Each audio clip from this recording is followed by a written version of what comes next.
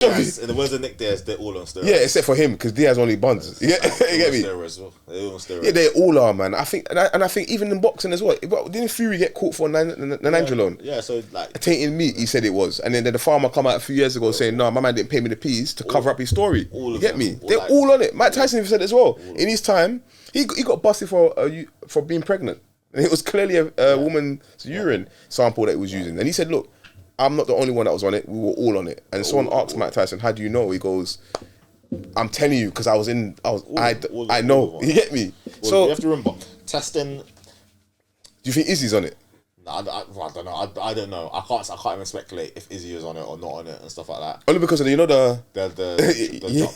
teardrop. Yeah, that's what people say. The teardrop. Yeah. I don't know. I don't know enough about science and. Shout out to Izzy though. He's Nigerian as well. You get me? I don't know enough to know if he's on it, but I know he's a fucking talented fighter. Mm-hmm. And in terms of like the thing of the hunger, is like John Jones was hungry the whole time, and you have to remember his older brothers and younger brothers was NFL superstars. Yeah. Like you have to remember, in three brothers, and you're the least successful brother. How hungry is that going to make you, man? Because they're millionaires already, and you're broke. I am going to be hungry because you don't want to be the bottom of the barrel. You don't want to be the bottom of the pile, man. You want to be somebody as well, just like your brothers. So therefore, you're going to be hungry to be even more successful than they are, stuff like that. And you know what's crazy? I kind of want to transition into this part because like I hear what you're saying. It's like hungry. Do you think that your hunger has been affected by being in a relationship? And talk about that as well, like your relationship experience. Because I'm not gonna lie, I know you're getting married next week. Big up you, my G's. Get me? Like thanks, they say the black men don't cheat. Is an example. You get me? But my thing is different. Cause I ain't gonna lie, I don't trust gal anymore. You get me? I think they're all crazy, so I match their energy. So I'm in the streets. Unfortunately, I don't want to be here, but you can't force a thing. So what do you think about like relationships as well? Like, do you think it's I don't know, like. I think the girls today are crazier, and it's hard to find a good one. It is hard to find a good one, bro. So that's real. It's hard to find any good person. It's hard to find because you have to remember relationships are the hardest thing in the planet, man.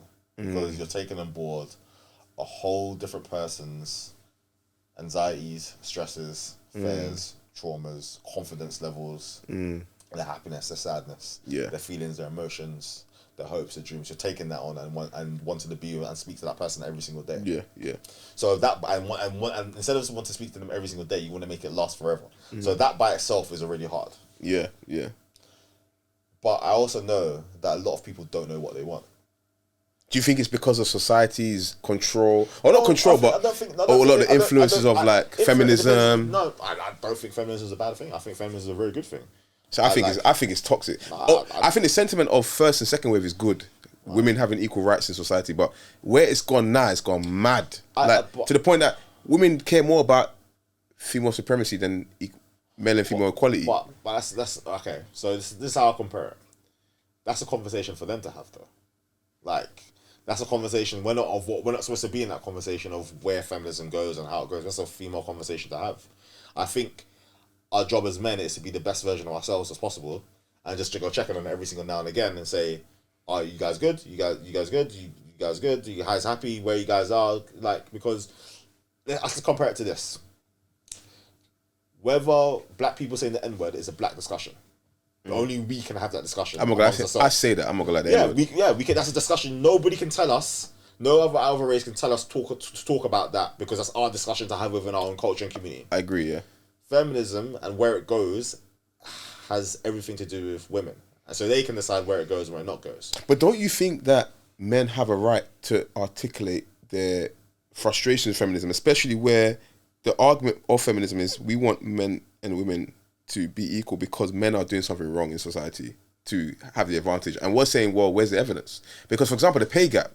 Like when you look at the pay gap, like a lot of the arguments are based on a very obscure and a specific type of comparison of wages between men and women in a particular department that's not reflective of the actual, wages across the board. Like if you look at men do the hardest jobs in the world. Men die the most in every job. Men do some of the hardest jobs in the world. Some of the hardest jobs. I'm talking physically speaking. Physically speaking. And I think biologically we're made to. Like okay, physically testosterone and all them things there. Okay, that's and that, again, you're looking at a very specific, specific jobs. But a lot of things, remember, the same way a white person will have no understanding of what it means to be a black person. Men have no understanding of what it means to be a woman in this world. Agreed. We have no understanding, so we have to ask their opinion. We have to talk to them. We have to have understanding. We have to do those things. And if you're not open and minded enough to have the discussion with them, you're never gonna win because you're never gonna understand anything because you're not open and minded enough to have that discussion in the first place. Yeah. And literally taking that as their word. So, one, you have to be a bit more open minded. You have to be willing to talk and you have to be willing to learn. I think a lot of reasons why relationships fail as well, when I said that they don't know what they want, it's not because of media bias and media telling them what they want to do. It's like literally people don't know what they want. And I think as young men, you're not supposed to know what you want because you see all these things, you want them all. But I think somewhere down the line of maturity is like, okay, now I have tried everything. I've seen everything. This is what I want. Yeah. But I think a lot of young men don't get to that place or never get to that place and they just want to keep trying everything. Like, for me, I tried everything. I, like, dated who I wanted to date, spoke to who I wanted to speak to, like did things with everybody who I wanted to do with things, and I come to the point of saying, oh, wow, this is what I want. This is what I want in a girlfriend. This is what I want in a wife. Yeah. I literally wrote a list of all the qualities that I want. And I said, I'm only going to date or marry this person if they have all the qualities. Yeah. That's it. And when that person presented themselves to me, I was like, okay, cool, you tick every single box. All right, cool, I'm marrying you. And that's it. So for you, it's more a thing of, man, I'm so hungry, man. But yeah, so for you, it's a thing of, in the midst of a lot of the chaos because of what's going on in society, you still stuck true to what you want because you realised who you are and you found a person that reflected that as well. Yeah, but also as well, so my mindset is like, the chaos of society does not influence me, man, because I'm my own personal. It's like, I know my path, I know what I want, I'm gonna get that, I'm gonna chase that, I'm gonna aspire to that. Like, don't get me wrong, I've had phases. I had my baddies and tattoos phases. I was gonna say, yeah. And that, do you have a type? Or I have a type. Have you dated black girls? Of course. You look like a real nigga. You know what I'm saying? That likes the sisters. You get me? The bad bees. I love bad bees. That's why I'm not getting married, because these bad bees will hold you down, bro. So you gotta detach. Hold them. But why do you like bad bees though? Let's ask that question. Do you know what? They look sexy. They're mad, and they're fun. And I'm gonna be very honest. I know what I should go for. I know what I want in a woman. I'm very traditional in terms of, I want a good woman that's high value. She's submissive. She's feminine. She's very motherly. She's very like grounded in family values. But my experiences of being a man that's given to the wrong people has made me not trust any woman anymore. To the point that now, when I'm that guy that don't give a fuck, it works.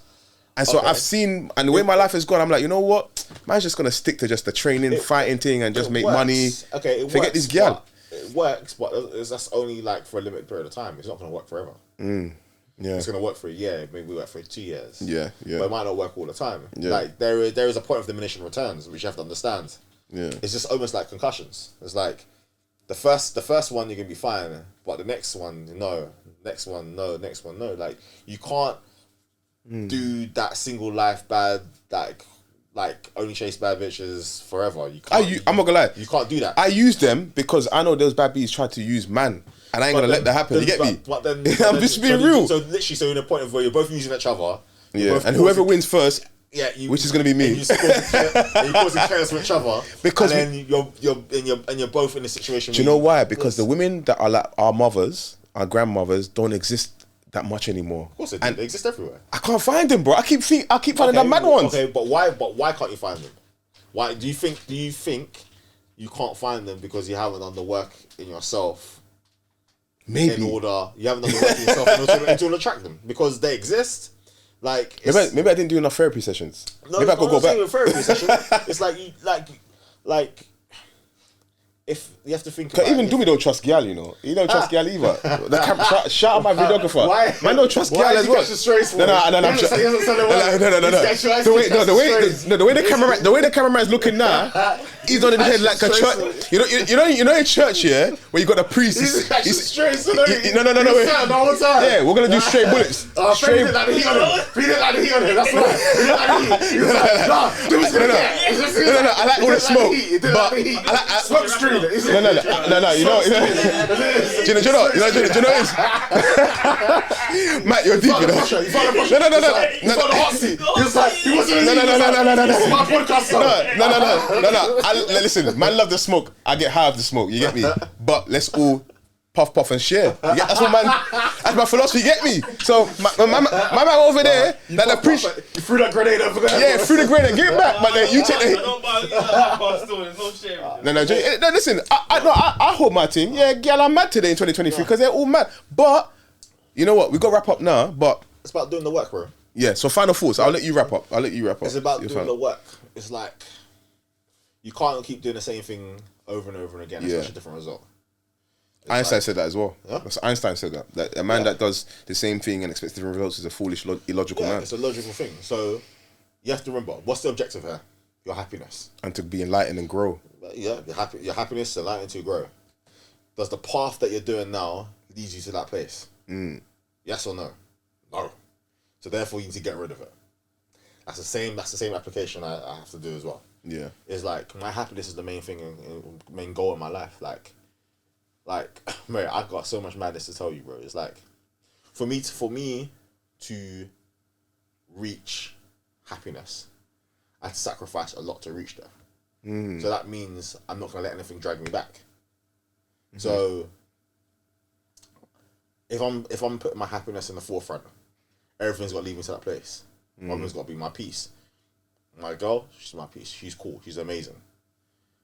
But I think that a lot of men are to blame for their own decisions that they make because they made those decisions, man.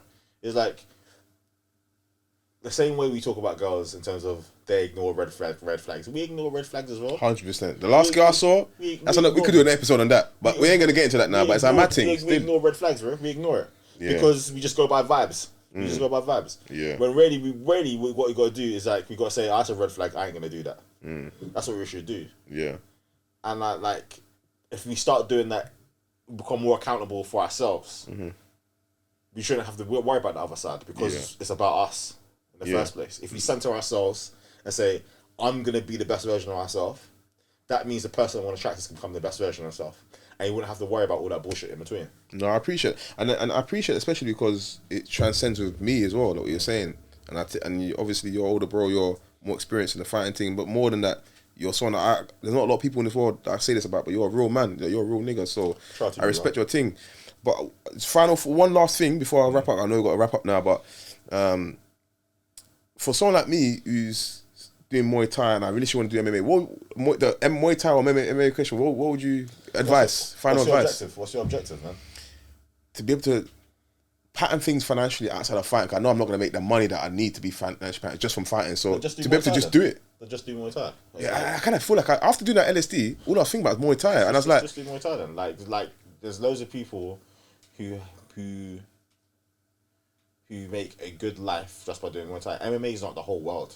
Like, because I think of it like if I don't do MMA, then I'm not truly a true.